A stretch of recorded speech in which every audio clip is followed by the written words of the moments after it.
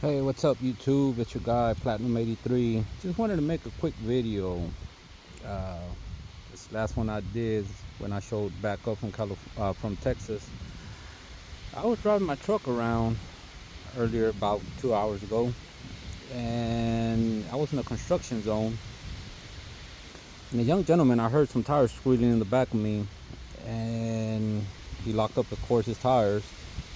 And I seen him skidding towards me, and I said to myself, "Ah, fudge."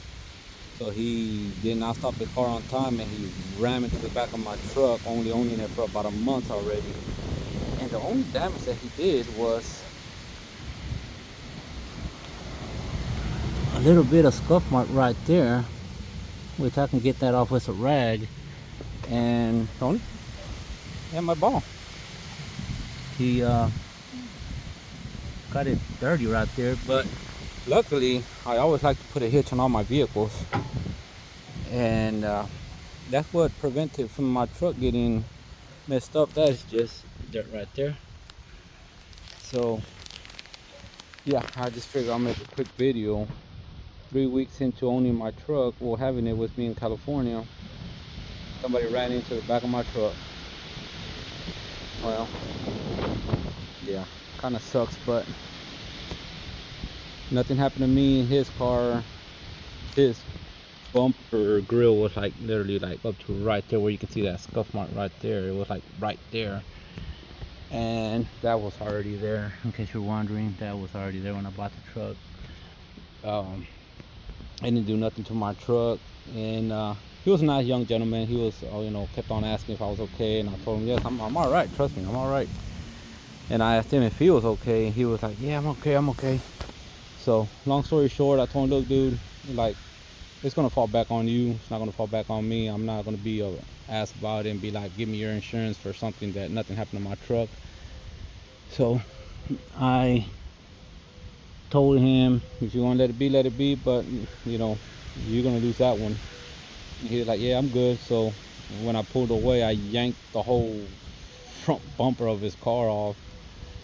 So, and then I was like, man, did he do this? But no, that was already there when I bought the truck, like a little rust spot. So I don't even know what that is, but trust me, the car was not nowhere near that. So I'm not gonna blame that on him.